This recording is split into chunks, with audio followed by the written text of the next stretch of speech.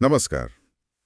आज हम जरा भारत के सुप्रीम कोर्ट मतलब उच्चतम न्यायालय की दुनिया में थोड़ा गहराई से उतरते हैं। नमस्कार। हमारे पास न्यायपालिका पर कुछ रिसर्च और नोट्स हैं और इरादा है कि संविधान में इसकी क्या भूमिका है, क्या अधिकार हैं और कुछ जरूरी ऐतिहासिक फैसलों को समझे। जी तो चलिए शुरू करते हैं। बिल्कुल। और ये याद रखना जरूरी है कि सुप्रीम कोर्ट हमारी पूरी न्याय व्यवस्था के शिखर पर है।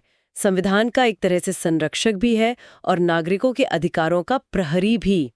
इसकी भूमिका बहुत बहुत अहम है। हाँ, तो शुरुआत करते हैं इसके अधिकार क्षेत्र से, मतलब ज्यूरिसडिक्शन।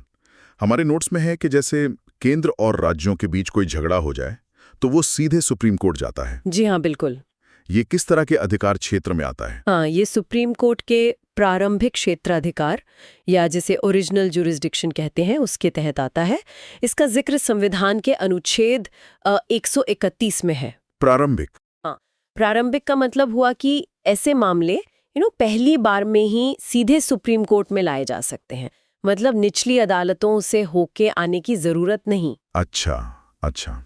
तो ये कौन कौन से मामले हैं जो सीधे सुप्रीम कोर्ट जा सकते हैं? हमारे दस्तावेजों के हिसाब से देखें तो इसमें मुख्य तौर पर 3 तरह के विवाद आते हैं।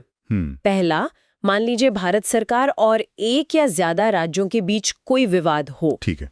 दूसरा, जब 2 या 2 से ज्यादा राज्यों के बीच आपस में ही कोई झगड़ा हो। ओके। और तीसरा, जब एक तरफ भारत सरकार और कुछ राज्य हों और दूसरी तरफ एक या ज्यादा दूसरे राज्य हों। तो मूल रूप से ये संघीय ढांचे मतलब फेडरल स्ट्रक्चर से जुड़े विवाद हैं। समझ गया।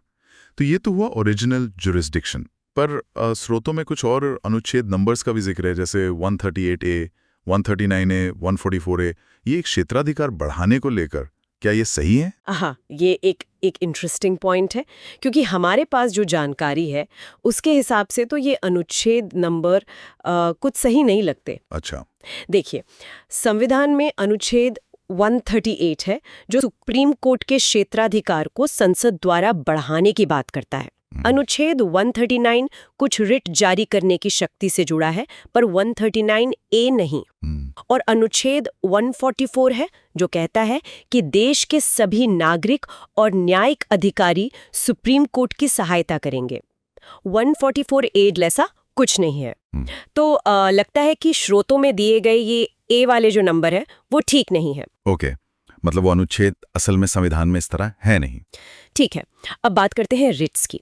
सुना है कि मौलिक अधिकारों की रक्षा के लिए सुप्रीम कोर्ट रिट जारी कर सकता है। ये क्या है असल में? हाँ, ये सुप्रीम कोर्ट की एक बहुत ही महत्वपूर्ण शक्ति है। ये उसे संविधान के अनुच्छेद 32 क्लॉज 2 से मिलती है। अनुच्छेद 32(2)? जी। अगर किसी भी नागरिक के मौलिक अधिकारों का हनन होता है तो सुप्रीम कोर्ट सीधे मतलब डायरेक्ट इंटरवीन करके विशेष आदेश या निर्देश जारी कर सकता है। इन्हीं को रिट कहते हैं। ये 5 मुख्य तरह की होती हैं: बंदी प्रत्यक्षीकरण यानी हेबियस कॉर्पस, परमादेश मैंडमस, प्रतिषेध प्रोहिबिशन, अधिकार पृच्छा क्वो वारंटो और उत्प्रेषण सिट्रेरी। ये तो मतलब नागरिकों के लिए एक शील्ड जैसा हो गया।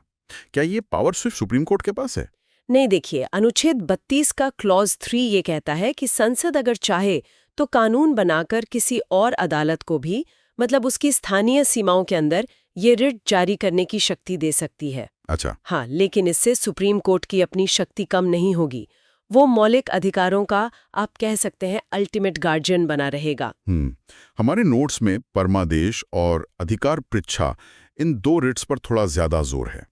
इनके बारे में कुछ खास बता सकती हैं? हाँ, जरूर। परमादेश यानी मैंडेमिस, इसका शाब्दिक अर्थ है हम आदेश देते हैं। हम आदेश देते हैं। जी। ये रिट तब जारी की जाती है जब कोई सरकारी अधिकारी या कोई पब्लिक बॉडी, निगम या निचली अदालत अपना कानूनी कर्तव्य, अपनी ड्यूटी निभाने से मना कर दे। हाँ, एक बात ध्यान रखने वाली है, जैसा हमारे स्रोत भी कहते हैं कि ये रिट किसी प्राइवेट व्यक्ति या संस्था के खिलाफ आमतौर पर जारी नहीं होती। अच्छा। जब तक कि उन्हें कोई सार्वजनिक कर्तव्य न सौंपा गया हो। ठीक है। और अधिकार पृच्छा क्वो वारंटो? हाँ, अधिकार पृच्छा का मतलब है किस अधिकार से। किस अधिकार से? ओके। हाँ, अगर कोई व्यक्ति किसी सार्वजनिक पद पर मतलब पब्लिक ऑफिस में गलत तरीके से आ गया है तो कोर्ट इस रिट के जरिए उससे पूछ सकता है कि भाई आप किस अथॉरिटी से इस पद पर हैं। वाह, मतलब कोई भी नागरिक ये पूछ सकता है किस अधिकार से? ये तो बड़ा दिलचस्प है। बिल्कुल। जैसा कि हमारे पास मौजूद जानकारी है, इस रिट के लिए याचिका दायर करने वाला कोई भी मतलब इच्छुक व्यक्ति हो सकता है, जरूरी नहीं कि वो सीधे तौर पर पीड़ित हो। अच्छा। हाँ, ये सार्वजनिक पदों की कह सकते हैं पवित्रता बनाए रखने का एक तरीका है। सही बात है। मौलिक अधिकारों की बात चल ही रही है, तो आजकल निजता का अधिकार यानी राइट टू प्राइवेसी, जी ये काफी चर्चा में रहता है। सुप्रीम कोर्ट ने इसे संविधान के किस हिस्से में रखा है? देखिए, सुप्रीम कोर्ट ने निजता के अधिकार को अनुच्छेद 21 के तहत एक मौलिक अधिकार माना है। अनुच्छेद 21, जीवन और व्यक्तिगत स्वतंत्रता वाला। जी हाँ, बिल्कुल, जो जीवन और व्यक्तिगत स्वतंत्रता के अधिकार की गारंटी देता है। ये मुख्य रूप से 2017 का जो केस था, जस्टिस के.एस. पुट्टास्वामी बनाम भारत संघ, उसमें ये स्थापित हुआ। 9 जजों की बेंच थी और उन्होंने एक मत से माना कि गरिमापूर्ण जीवन जीने के लिए प्राइवेसी जरूरी है और ये एक फंडामेंटल राइट है। तो जस्टिस पुट्टुस्वामी की याचिका से ही इतना बड़ा अधिकार स्थापित हुआ। कमाल है। यहीं पर एक और बहुत बड़ा सिद्धांत आता है संविधान का, मूल ढांचा या बेसिक स्ट्रक्चर। ये कहाँ से आया? हाँ, ये सिद्धांत तो भारतीय न्यायपालिका के इतिहास में एक मील का पत्थर है, सही कहा आपने। इसे पहली बार 1973 के मशहूर केशवानंद भारती बनाम केरल राज्य मामले में सामने लाया गया था। केशवानंद भारती, हाँ सुना है। इसमें सुप्रीम कोर्ट ने कहा कि हाँ, संसद को अनुच्छेद 368 के तहत संविधान में संशोधन करने की पूरी शक्ति है, इसमें कोई शक नहीं। लेकिन वो संविधान के मूल ढांचे मतलब उसकी जो बुनियादी विशेषताएं हैं, उसका जो एसेंस है, उसको नहीं बदल सकती। ये तो वाकई मतलब एक तरह से संसद की शक्ति पर भी एक सीमा लग गई। बिल्कुल। एक और मामले का जिक्र है हमारे नोट्स में, सुभाष शर्मा बनाम भारत संघ 1991। इसका क्या महत्व था? हाँ, सुभाष शर्मा केस में सुप्रीम कोर्ट ने न्यायिक समीक्षा यानी जुडिशियल रिव्यू की शक्ति के महत्व पर जोर दिया। जुडिशियल रिव्यू यानी कानूनों की संवैधानिकता जांचना। जी बिल्कुल। कोर्ट ने कहा कि न्यायिक समीक्षा संविधान के मूल ढांचे का ही हिस्सा है और भारतीय संवैधानिक व्यवस्था की एक अनिवार्य विशेषता है। ये कार्यपालिका और विधायिका पर कह सकते हैं एक तरह का संवैधानिक चेक है। और वो मामला जिसने आईपीसी की धारा 377 को चुनौती दी थी। हाँ, हमारे दस्तावेज बताते हैं कि धारा 377 की संवैधानिकता को पहली बार 2001 में नाज फाउंडेशन इंडिया ट्रस्ट नाम के एक एनजीओ ने चुनौती दी थी। नाज फाउंडेशन? जी, ये संस्था HIV, एड्स और यौन स्वास्थ्य पर काम करती है। खैर, सालों की कानूनी लड़ाई चली और आखिरकार 2018 में नवतेज सिंह जौहर बनाम भारत संघ मामले में सुप्रीम कोर्ट ने वो ऐतिहासिक फैसला सुनाया। वयस्कों के बीच जो सहमति से बने समलैंगिक संबंध थे, उन्हें अपराध की श्रेणी से बाहर कर दिया गया और धारा 377 के उस हिस्से को असंवैधानिक करार दिया। बहुत बड़ा फैसला था वो। अच्छा, मौलिक अधिकारों की बात में सिर्फ जीवन या निजता ही नहीं, जानकारी पाने का हक भी तो अहम है। शायद इसी से जुड़ा है people's union for civil liberties बनाम भारत संघ 2004 का मामला, है ना? बिल्कुल सही। वो मामला सूचना के अधिकार यानी राइट टू इन्फॉर्मेशन से जुड़ा था। हालांकि उस समय तक RTI कानून बना नहीं था, लेकिन कोर्ट ने माना कि जानने का अधिकार, खासकर सरकारी कामकाज के बारे में जानकारी पाने का अधिकार, वो अनुच्छेद 19(1)(a) में जो भाषण और अभिव्यक्ति की स्वतंत्रता का अधिकार है, उसी का एक हिस्सा है। अच्छा। जी, कोर्ट ने इसे नागरिकों के लिए एक बहुत शक्तिशाली साधन बताया, जिससे वो सही फैसले ले सकें और सरकार को ज्यादा जवाबदेह बना सके। सही है। अब थोड़ा जजों की नियुक्ति प्रक्रिया पर आते हैं। ये कॉलेजियम सिस्टम क्या है? ये अक्सर चर्चा में रहता है, कभी-कभी विवादों में भी। हाँ, कॉलेजियम प्रणाली, देखिए, सुप्रीम कोर्ट और हाई कोर्ट में जजों की नियुक्ति और उनके तबादलों की एक व्यवस्था है। और दिलचस्प बात यह है, जैसा हमारे स्रोत भी साफ करते हैं, कि ये सिस्टम न तो संसद के किसी कानून से बना है, न ही संविधान में इसका कोई सीधा जिक्र है। तो फिर ये आया कहाँ से? ये सुप्रीम कोर्ट के ही अलग-अलग फैसलों के जरिए, खासकर जिन्हें 3 जजेस केसेस कहते हैं, उनके माध्यम से धीरे-धीरे विकसित हुआ है। सुप्रीम कोर्ट कॉलेजियम में भारत के मुख्य न्यायाधीश मतलब CJI होते हैं और सुप्रीम कोर्ट के 4 और सबसे सीनियर जज होते हैं। अच्छा, 5 लोग? जी 5। यही मिलकर नियुक्ति और तबादलों की सिफारिश करते हैं। मतलब जजों की नियुक्ति और तबादले का फैसला असल में जज ही कर रहे हैं, बिना किसी संसदीय कानून के। ये तो वाकई अनोखी व्यवस्था है। कुछ स्रोतों में ये भी लिखा है कि इसे संसद ने बनाया या जस्टिस भगवती ने 1993 में शुरू किया। नहीं, देखिए, हमारे पास जो जानकारी है वो साफ कहती है कि ये दोनों ही बातें गलत हैं। अच्छा। जैसा मैंने कहा, ये संसद ने नहीं बनाया और ना ही इसकी शुरुआत जस्टिस पीएन भगवती से जुड़ी है। ये न्यायिक व्याख्याओं का नतीजा है। और हाँ, इस पर बहस होती रहती है क्योंकि ये कार्यपालिका की भूमिका को काफी हद तक सीमित कर देती है। समझ गया। अच्छा, अगर सुप्रीम कोर्ट के किसी जज को इस्तीफा देना हो तो वो अपना त्याग पत्र किसे सौंपते हैं? संविधान का अनुच्छेद 124(2) क इस बारे में बिल्कुल साफ है। जैसा हमारे दस्तावेज भी बताते हैं, सुप्रीम कोर्ट का कोई भी जज अगर इस्तीफा देना चाहे तो वो अपना इस्तीफा लिखित में भारत के राष्ट्रपति को संबोधित करके देते हैं। राष्ट्रपति को, ठीक है। और किसी जज को हटाने की प्रक्रिया, जिसे महाभियोग या इम्पीचमेंट कहते हैं, वो कैसी है? खासकर ये जो सदस्यों के दस्तखत वाली बात है, वो थोड़ी कंफ्यूजिंग लगती है। हाँ, ये प्रक्रिया काफी जटिल और सख्त है। शायद इसीलिए आज तक भारत में सुप्रीम कोर्ट के किसी जज को महाभियोग से हटाया नहीं गया है। सही में? आज तक नहीं? जी नहीं। प्रक्रिया शुरू करने के लिए प्रस्ताव राष्ट्रपति को संबोधित होता है, लेकिन उसे पेश करने के लिए या तो लोकसभा के कम से कम 100 सदस्यों या राज्यसभा के कम से कम 50 सदस्यों के दस्तखत चाहिए होते हैं। या तो लोकसभा के 100 या राज्यसभा के 50। जी, यहाँ ये ध्यान रखना जरूरी है, जैसा स्रोत भी इशारा कर रहे हैं, कि दोनों सदनों के 100 सदस्य वाली बात सही नहीं है। किसी एक सदन से शुरुआत हो सकती है। ठीक। फिर उस प्रस्ताव को सदन के स्पीकर या सभापति को दिया जाता है। अगर वो उसे स्वीकार करते हैं, तब जाकर आरोपों की जांच के लिए 3 सदस्यों की एक समिति बनती है। 3 सदस्यों की समिति? कौन होते हैं इसमें? इसमें आमतौर पर सुप्रीम कोर्ट के एक जज, किसी हाई कोर्ट के एक चीफ जस्टिस और एक जाने माने कानून के विद्वान होते हैं। अगर ये समिति जांच के बाद जज को दोषी पाती है, तब प्रस्ताव पर सदन में बहस होती है और फिर इसे दोनों सदनों द्वारा अपनी कुल सदस्य संख्या के बहुमत और उपस्थित व मतदान करने वाले सदस्यों के कम से कम 2/3 बहुमत से पारित करना होता है। यानी स्पेशल मेजॉरिटी चाहिए दोनों सदनों में? जी, विशेष बहुमत। उसके बाद ही राष्ट्रपति जज को हटाने का आदेश जारी करते हैं। तो प्रक्रिया बहुत लंबी और मुश्किल है। वाकई काफी सख्त है। अच्छा, क्या रिटायर हो चुके जज भी सुप्रीम कोर्ट की बैठकों में हिस्सा ले सकते हैं कभी जरूरत पड़ने पर? हाँ बिल्कुल, संविधान का अनुच्छेद 128 इसकी इजाजत देता है। अच्छा जी, अगर जरूरत महसूस होती है तो भारत के मुख्य न्यायाधीश राष्ट्रपति की पूर्व सहमति लेकर किसी ऐसे व्यक्ति से अनुरोध कर सकते हैं जो सुप्रीम कोर्ट या किसी हाई कोर्ट के जज रह चुके हों कि वे सुप्रीम कोर्ट के जज के रूप में बैठें और काम करें। हमारे नोट्स में ये भी है कि खास तौर पर ऐसे व्यक्ति से अनुरोध किया जा सकता है जो किसी हाई कोर्ट के मुख्य न्यायाधीश रह चुके हों। तो ये एक तरह से लंबित मामलों को निपटाने में मदद के लिए हो सकता है। हाँ, कह सकते हैं। जजों की कमी हो या काम का बोझ ज्यादा हो तो ये एक तरीका है। अब कुछ और न्यायिक कॉन्सेप्ट्स पर आते हैं। एक बहुत ही जबरदस्त चीज है जनहित याचिका, यानी PIL, पब्लिक इंटरेस्ट लिटिगेशन। ये क्या बला है और क्या इसे वाकई कोई भी दायर कर सकता है? PIL तो भारतीय न्याय व्यवस्था का एक, कह सकते, क्रांतिकारी कदम रहा है। हाँ जी, ये जनहित यानी आम लोगों के भले से जुड़े किसी मुद्दे को उठाने के लिए अदालत में दायर की गई याचिका है। और इसकी खास बात यही है कि इसे कोई भी नागरिक या संगठन दायर कर सकता है, भले ही वो मुद्दा उसे सीधे तौर पर प्रभावित न कर रहा हो। कोई भी? हाँ, कोई भी।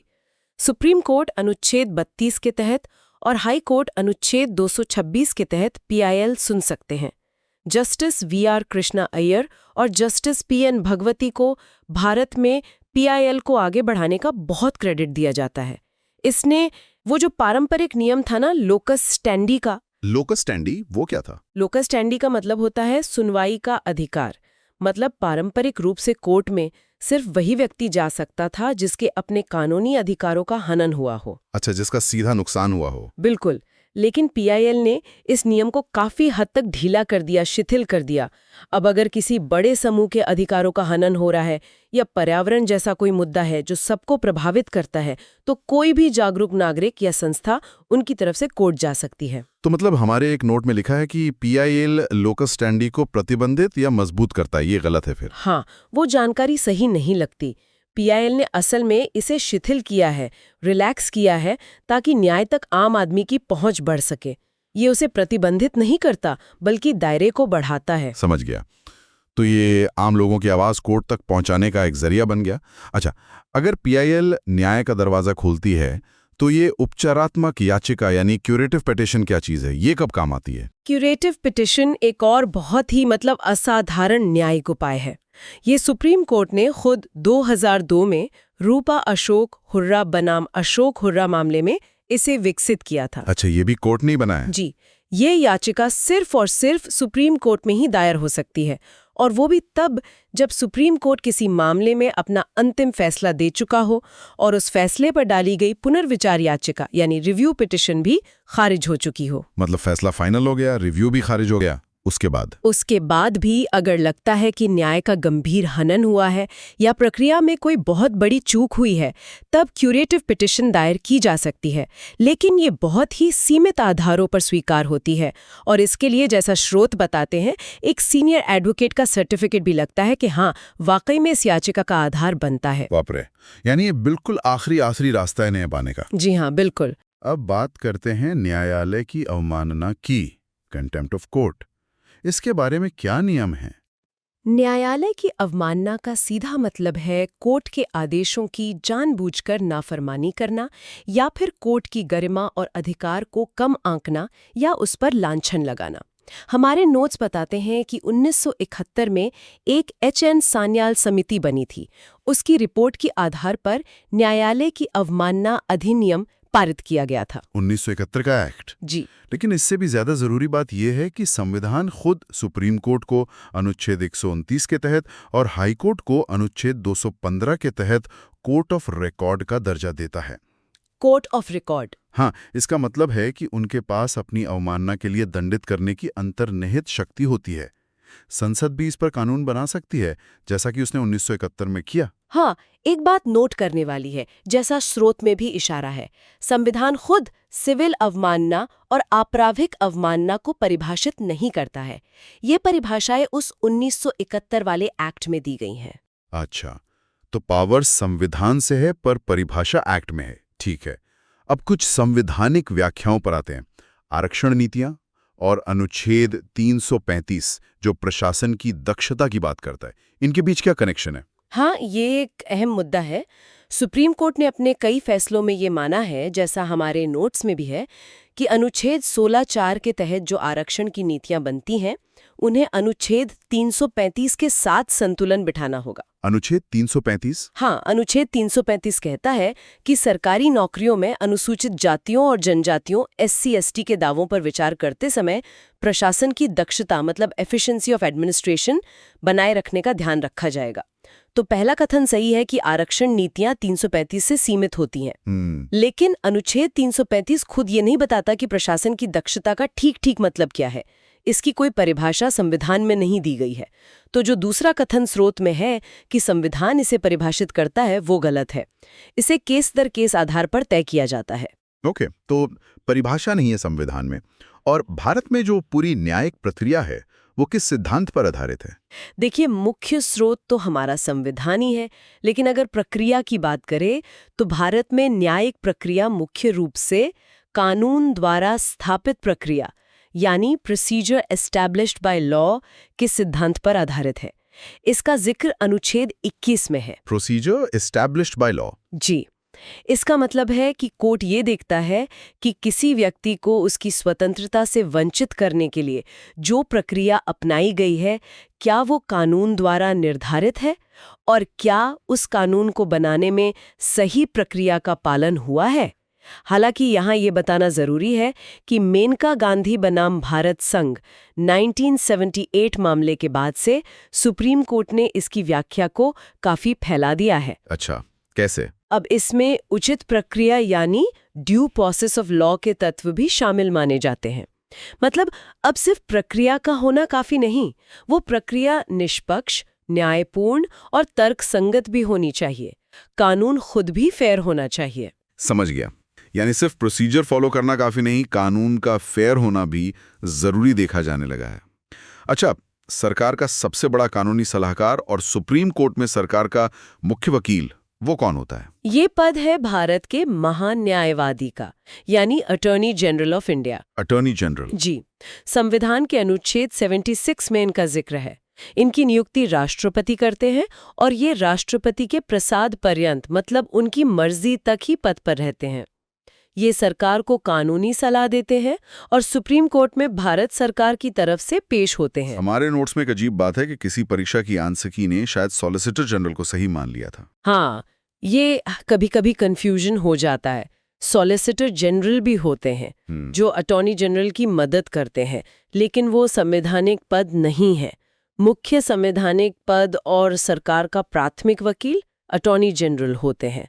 तो वो आंसर की गलत थी। ठीक है, ये क्लियर हो गया। और ये सामाजिक न्याय पीठ या सोशल जस्टिस बेंच क्या थी? ये किसने बनाई थी? इसका गठन, जैसा हमारे दस्तावेज बताते हैं, दिसंबर 2014 में हुआ था।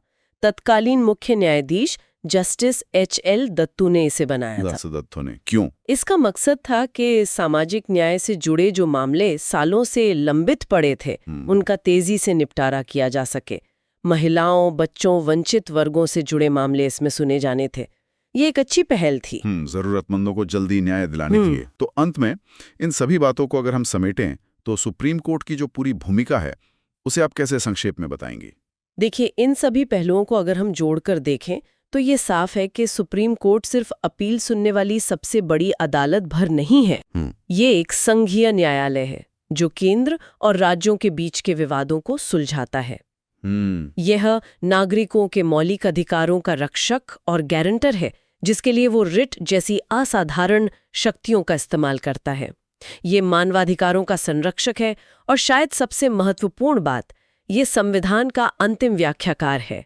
मतलब संविधान का असली मतलब क्या है, ये तय करने का अधिकार सुप्रीम कोर्ट के पास है। और उसका फैसला पूरे देश पर लागू होता है? जी हाँ, उसके द्वारा की गई संविधान की व्याख्या या कोई भी निर्णय वो पूरे देश का कानून बन जाता है। तो ये भारतीय लोकतंत्र और कानून के शासन का एक बहुत ही मजबूत स्तंभ है। तो आज हमने सुप्रीम कोर्ट के कई आयामों को छुआ, उसके अलग अलग अधिकार क्षेत्र, रिट जारी करने की वो अनोखी शक्ति, मौलिक अधिकारों की रक्षा में उसका किरदार, जजों की नियुक्ति और हटाने की वो पेचीदा प्रक्रिया, और कुछ ऐसे ऐतिहासिक फैसले जिन्होंने हमारे कानून और समाज को वाकई नई दिशा दी है। तो इन सब का मतलब क्या निकलता है? मतलब तो साफ है, सुप्रीम कोर्ट सिर्फ एक न्यायिक संस्था नहीं है, बल्कि भारतीय लोकतंत्र का संतुलन बनाए रखने वाली एक बहुत महत्वपूर्ण धुरी है। ये कार्यपालिका और विधायिका की शक्तियों पर एक जरूरी अंकुश रखता है, संविधान की सर्वोच्चता को सुनिश्चित करता है और समय के साथ बदलती जरूरतों के हिसाब से कानून की व्याख्या करके उसे जीवंत बनाए रखता है। ये एक तरह से निरंतर सजग प्रहरी की भूमिका निभाता है। बिल्कुल। और हम अपने श्रोताओं को एक विचार के साथ छोड़ना चाहेंगे। केशवानंद भारती मामले में जो संविधान के मूल ढांचे का सिद्धांत स्थापित हुआ, जो संसद की संशोधन शक्ति पर एक सीमा लगाता है, भविष्य में जो नई सामाजिक, आर्थिक और तकनीकी चुनौतियां आ रही हैं या आएंगी, उनके सामने ये सिद्धांत कैसे विकसित हो सकता है? क्या इसकी सीमाएं बदलेंगी या और ज्यादा स्पष्ट होंगी या फिर धुंधली पड़ जाएंगी? ये सोचने वाली बात है ना? जी हाँ, ये एक बहुत ही प्रासंगिक सवाल है भविष्य के लिए। इस गहरी और विस्तृत चर्चा के लिए आपका बहुत बहुत धन्यवाद। धन्यवाद। नमस्कार। आज हम बात करने वाले हैं भारत में अधीनस्थ न्यायालयों की व्यवस्था पर, मतलब हाई कोर्ट्स के नीचे जो हमारा पूरा जस्टिस सिस्टम काम करता है उसके बारे में। हमारे पास कुछ अहम लेख और रिसर्च पेपर्स हैं जो इस कह सकते हैं काफ़ी जटिल सिस्टम के अलग अलग पहलुओं पर रोशनी डालते हैं। आज का हमारा मकसद है इन स्रोतों से खास जानकारी निकालना। हम ये समझने की कोशिश करेंगे कि भाई ज़मीनी स्तर पर यह न्यायपालिका का ढांचा कैसे काम करता है, डिस्ट्रिक्ट जज कैसे नियुक्त होते हैं, और ये जो अलग अलग ट्रिब्यूनल्स होते हैं या फिर लोक अदालतें हैं, कानूनी सहायता है, इनका क्या रोल है। तो चलिए इस विषय में थोड़ा गहराई से उतरते हैं। बिल्कुल, और ये समझना बहुत जरूरी भी है, क्योंकि देखिए ज्यादातर नागरिकों का सीधा वास्ता तो न्याय व्यवस्था के इसी लेवल पर पड़ता है। हमारे पास जो स्रोत हैं वो हमें डिस्ट्रिक्ट जजों की नियुक्ति प्रक्रिया से लेकर लोक अदालतों के कामकाज और एडमिनिस्ट्रेटिव ट्रिब्यूनल्स मतलब प्रशासनिक न्यायाधिकरणों जैसी संस्थाओं तक कई अहम जानकारियां देते हैं। हाँ, तो चलिए सबसे पहले डिस्ट्रिक्ट लेवल यानी जिला स्तर से ही शुरू करते हैं। यहाँ पर सबसे बड़ा न्यायिक अधिकारी कौन होता है और ये डिस्ट्रिक्ट जज बनते कैसे हैं? इनकी नियुक्ति का प्रोसेस क्या है? जिले में जो सबसे बड़े न्यायिक अधिकारी होते हैं वो जिला न्यायाधीश ही होते हैं। अब जहां तक नियुक्ति का सवाल है तो संविधान का अनुच्छेद 233 है, उसके तहत इनकी नियुक्ति उस राज्य के राज्यपाल करते हैं, लेकिन अकेले नहीं, राज्य के हाई कोर्ट से सलाह मशवरा करने के बाद। अच्छा, राज्यपाल हाई कोर्ट की सलाह पर। और योग्यता मतलब कौन बन सकता है डिस्ट्रिक्ट जज? हाँ, योग्यता के लिए अनुच्छेद 233(2) में बताया गया है, अगर कोई व्यक्ति पहले से किसी सरकारी नौकरी में मतलब संघ या राज्य की सेवा में नहीं है तो उसे कम से कम 7 साल का अनुभव होना चाहिए, वकील के तौर पर या प्लीडर के तौर पर प्रैक्टिस का। और ये भी जरूरी है कि उसकी नियुक्ति के लिए हाईकोर्ट ने सिफारिश की हो। ओके, 7 साल का अनुभव और हाई कोर्ट की सिफारिश। हाँ, और जो लोग पहले से न्यायिक सेवा में है वो भी इसके लिए पात्र हो सकते हैं, मतलब प्रमोशन वगैरह के जरिए। ये जो शब्द है जिला न्यायाधीश या डिस्ट्रिक्ट जज, ये सुनने में तो लगता है कि एक ही पद है, पर जैसा आपने शुरू में इशारा किया था, इसका कानूनी दायरा शायद काफी बड़ा है। इसमें और कौन कौन से पद आ जाते हैं? हाँ, ये एक दिलचस्प पहलू है। संविधान का अनुच्छेद 236 क इसे काफी विस्तार से बताता है। इसमें सिर्फ डिस्ट्रिक्ट जज ही नहीं आते, बल्कि कई और जुडिशियल ऑफिसर्स शामिल हैं, जैसे सिटी सिविल कोर्ट के जज, एडिशनल डिस्ट्रिक्ट जज, जॉइंट डिस्ट्रिक्ट जज, असिस्टेंट डिस्ट्रिक्ट जज। अरे वाह। हाँ, और छोटे सिविल मामलों के लिए जो स्मॉल कॉज कोर्ट्स होते हैं उनके चीफ जज, फिर chief presidency magistrate, additional chief presidency magistrate. और क्रिमिनल साइड पर देखें तो सेशन जज, एडिशनल सेशन जज और असिस्टेंट सेशन जज भी इसी परिभाषा में आते हैं। बाप रे, ये तो काफी लंबी लिस्ट है। मतलब जिला स्तर पर बहुत सारे अलग अलग न्यायिक अधिकारी हैं जो इस अम्ब्रेला टर्म जिला न्यायाधीश में कवर होते हैं। बिल्कुल, ये दिखाता है कि जिला स्तर पर न्यायिक काम का दायरा कितना फैला हुआ है। लेकिन एक चीज आपने पहले कही थी कि अधिकरण न्यायाधीश यानी ट्राइब्यूनल जजेस इसमें शामिल नहीं हैं। ये अंतर क्यों महत्वपूर्ण है, इस पे थोड़ा और बताएंगी? हाँ, ये बहुत महत्वपूर्ण पॉइंट है। ट्राइब्यूनल जजेस इस परिभाषा से बाहर हैं, और ये इसलिए अहम है क्योंकि ये हमें याद दिलाता है कि ट्राइब्यूनल्स यानी न्यायाधिकरण जो हैं वो रेगुलर अदालतों के सिस्टम से अलग हैं। उन्हें खास तरह के मामलों को देखने के लिए मतलब खास मकसदों के लिए बनाया गया है। उनकी अपनी अलग कार्यप्रणाली होती है, उनका अधिकार क्षेत्र भी अलग होता है। समझ गया, तो वो रेगुलर कोर्ट हायरार्की का हिस्सा नहीं है। अच्छा, अब शक्तियों की बात करें तो डिस्ट्रिक्ट और सेशन जज के पास क्या-क्या अधिकार होते हैं? जिले में इनकी क्या पोजीशन है? देखिए, डिस्ट्रिक्ट जज जिले के सर्वोच्च न्यायिक अधिकारी होते हैं। सिविल मामलों में वो डिस्ट्रिक्ट जज कहलाते हैं, और जब वो आपराधिक मामले देखते हैं तो सेशन जज। तो उनके पास न्यायिक शक्तियां तो हैं ही, सिविल और क्रिमिनल दोनों, लेकिन साथ ही उनके पास प्रशासनिक शक्तियां भी होती हैं। प्रशासनिक शक्तियां भी? जैसे जिले की जो बाकी निचली अदालतें हैं उन पर उनका प्रशासनिक नियंत्रण होता है, सुपरविजन का अधिकार होता है। तो उनकी भूमिका काफी व्यापक है, सिर्फ जजमेंट देना ही नहीं।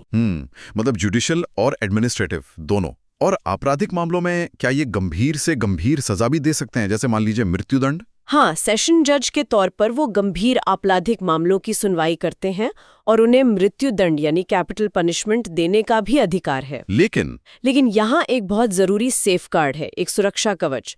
अगर कोई सेशन जज मृत्युदंड का फैसला सुनाता है तो उसे लागू करने से पहले अनिवार्य रूप से उस राज्य के हाईकोर्ट से उसकी पुष्टि करवानी पड़ती है। अच्छा, तो बिना हाईकोर्ट के कन्फर्मेशन के सजाए मौत नहीं दी जा सकती? बिल्कुल नहीं, ये एक तरह का चेक और बैलेंस है सिस्टम में। ये बहुत अहम जानकारी है। अच्छा, डिस्ट्रिक्ट जज के नीचे अक्सर मुंसिफ अदालतों का भी जिक्र सुनने को मिलता है। उनकी क्या खास भूमिका होती है? मुंसिफ न्यायालय जो है वो एक तरह से सिविल मामलों के लिए एंट्री लेवल कोर्ट्स हैं। जैसा कि हमारे स्रोत बताते हैं, उनका अधिकार क्षेत्र मतलब जुरिस्डिक्शन सिर्फ सिविल मामलों तक ही सीमित है, जैसे जमीन जायदाद के छोटे मोटे झगड़े, पैसों के लेन देन के मामले। लेकिन हाँ, एक तय मॉनेटरी लिमिट तक। मतलब वो क्रिमिनल केस नहीं सुनते? नहीं, बिल्कुल नहीं। वो आपराधिक मामलों की सुनवाई नहीं करते। आपराधिक मामले या तो मैजिस्ट्रेट कोर्ट में जाते हैं या फिर सेशन कोर्ट में। ये जिला लेवल पर सिविल और क्रिमिनल जुडिशरी का एक तरह से साफ बंटवारा दिखाता है। ठीक है, तो ये तो हुई रेगुलर अदालतों की बात। अब जरा उन खास संस्थाओं पर आते हैं जिनका आपने जिक्र किया था, एडमिनिस्ट्रेटिव ट्रिब्यूनल्स, यानी प्रशासनिक न्यायाधिकरण। ये क्या है और इन्हें क्यों बनाया गया? हाँ, एडमिनिस्ट्रेटिव ट्रिब्यूनल्स। देखिए, ये मूल संविधान का हिस्सा नहीं थे। इन्हें बाद में जोड़ा गया। 1976 में 42nd कॉन्स्टिट्यूशन अमेंडमेंट हुआ था। उसके जरिए 2 नए अनुच्छेद जोड़े गए, 323A और 323B। इनका मुख्य उद्देश्य था जो सरकारी कर्मचारी हैं उनकी सेवाओं से जुड़े विवाद, जैसे कि भर्ती है, प्रमोशन है, सर्विस कंडीशंस है, उन झगड़ों का निपटारा करना। अच्छा, मतलब सरकारी नौकरी से जुड़े मामले, पर क्यों रेगुलर कोर्ट्स क्यों नहीं? इसके पीछे सोच ये थी कि एक तो इन मामलों का निपटारा तेजी से हो सके और दूसरा इनमें एक खास तरह की विशेषज्ञता की जरूरत होती है। तो ये ट्रिब्यूनल्स एक्सपर्ट बॉडीज की तरह काम करते हैं और रेगुलर अदालतों का बोझ भी कम करते हैं। तेजी और विशेषज्ञता, ये 2 मुख्य कारण। ठीक है, तो क्या इनके फैसले फाइनल होते हैं? क्या इन्हें कहीं चुनौती दी जा सकती है? नहीं, इनके फैसले अंतिम नहीं होते इस मायने में कि उनकी न्यायिक समीक्षा हो सकती है। सुप्रीम कोर्ट का एक बहुत ही लैंडमार्क केस है 1997 का एल चंद्रकुमार केस। उसमें सुप्रीम कोर्ट ने ये साफ कर दिया था कि ट्रिब्यूनल्स के फैसलों की न्यायिक समीक्षा करने का जो हाई कोर्ट का अधिकार है उसे खत्म नहीं किया जा सकता। मतलब ये कि एडमिनिस्ट्रेटिव ट्रिब्यूनल के फैसले के खिलाफ आमतौर पर आप संबंधित हाई कोर्ट में अपील कर सकते हैं, सीधे सुप्रीम कोर्ट नहीं। लेकिन मेरे पास एक स्रोत है जो कहता है कि सेंट्रल एडमिनिस्ट्रेटिव ट्राइब्यूनल यानी कैट के फैसलों को सीधे सुप्रीम कोर्ट में भी चुनौती दी जा सकती है, अनुच्छेद 323 क के तहत। ये कैसे? ये तो हाई कोर्ट वाले रास्ते से अलग हुआ। हाँ, ये थोड़ा कंफ्यूजिंग लग सकता है। देखिए, चंद्र कुमार केस के बाद जो स्थापित प्रक्रिया है वो तो हाई कोर्ट के जरिए अपील की ही है, वो सामान्य रास्ता है। लेकिन सुप्रीम कोर्ट के पास संविधान के अनुच्छेद 136 के तहत एक विशेष शक्ति है जिसे स्पेशल लीव पिटिशन या SLP कहते हैं। ये सुप्रीम कोर्ट का विवेकाधिकार है। इसके तहत सुप्रीम कोर्ट किसी भी अदालत या ट्रिब्यूनल के किसी भी फैसले के खिलाफ अगर उन्हें लगता है कि कोई खास कानूनी सवाल जुड़ा है या न्याय का हनन हुआ है तो सीधे सुनवाई की इजाजत दे सकता है। अच्छा, तो वो SLP वाला मामला है? हाँ, तो संभवतः वो स्रोत इसी असाधारण रास्ते मतलब SLP की बात कर रहा होगा। लेकिन जो नियमित प्रक्रिया है वो हाई कोर्ट से होकर ही जाती है। समझ गया, ये महत्वपूर्ण क्लैरिफिकेशन है। और ये कैट यानी सेंट्रल एडमिनिस्ट्रेटिव ट्राइब्यूनल, ये बना कब था? हमारे स्रोतों के अनुसार कैट की स्थापना जुलाई 1985 में हुई थी। उस समय प्रधानमंत्री राजीव गांधी थे। अच्छा, 1985, राजीव गांधी। कभी-कभी लोग इसे लाल बहादुर शास्त्री जी जैसे में से जोड़ते हैं, वो गलत है। हाँ, स्रोत यही बताते हैं कि वो जानकारी सही नहीं है। ये 1985 में बना था। और एक और खास बात कैट के बारे में ये है कि इसके जो सदस्य होते हैं वो सिर्फ जुडिशियल बैकग्राउंड से नहीं होते, उसमें प्रशासनिक सेवाओं के अनुभवी अधिकारी भी सदस्य के तौर पर नियुक्त किए जाते हैं। इससे ट्रिब्यूनल को प्रशासनिक मामलों की प्रैक्टिकल समझ भी मिलती है। ये दिलचस्प है, मतलब जुडिशियल और एडमिनिस्ट्रेटिव दोनों तरह के लोगों। अब एक और अहम मुद्दे पर आते हैं, न्याय तक सबकी पहुंच। संविधान का अनुच्छेद 39A कहता है कि सरकार ये सुनिश्चित करे कि कोई भी नागरिक पैसे की कमी या किसी और अक्षमता के वजह से न्याय पाने से वंचित न रह जाए। इसे जमीन पर कैसे उतारा जाता है? हाँ, अनुच्छेद 39A एक बहुत महत्वपूर्ण निर्देश है। इसी को हकीकत बनाने के लिए संसद ने एक कानून बनाया, विधिक सेवा प्राधिकरण अधिनियम 1987 यानी लीगल सर्विसेज अथॉरिटीज एक्ट 1987। ये कानून समाज की कुछ खास वर्गों को मुफ्त कानूनी सहायता पाने का अधिकार देता है। मुफ्त कानूनी सहायता, इसके हकदार कौन कौन लोग हैं? क्या कोई लिस्ट है? हाँ, अधिनियम की धारा 12 में इसकी लिस्ट दी गई है। इसमें कई कैटेगरीज हैं, जैसे अनुसूचित जाति या जनजाति के सदस्य, मानव तस्करी या बेगार के शिकार व्यक्ति, महिलाएं और बच्चे, कोई बड़ी आपदा आई हो जैसे बाढ़, सूखा, भूकंप या जाति हिंसा, औद्योगिक संकट, इनके शिकार व्यक्ति, फैक्ट्री में काम करने वाले मजदूर मतलब इंडस्ट्रियल वर्कमैन, और एक खास कैटेगरी है वो लोग जिनकी सालाना आय एक निश्चित सीमा से कम है। अच्छा, आय सीमा भी है। ये सीमा क्या पूरे देश में एक जैसी है या अलग अलग? नहीं, ये आय सीमा अलग अलग राज्यों में राज्य सरकारें तय करती हैं, तो ये अलग अलग हो सकती है। हमारे स्रोत में दिल्ली का उदाहरण दिया गया है। वहां सामान्य वर्ग के लिए सालाना आय सीमा 1 लाख रुपए बताई गई थी।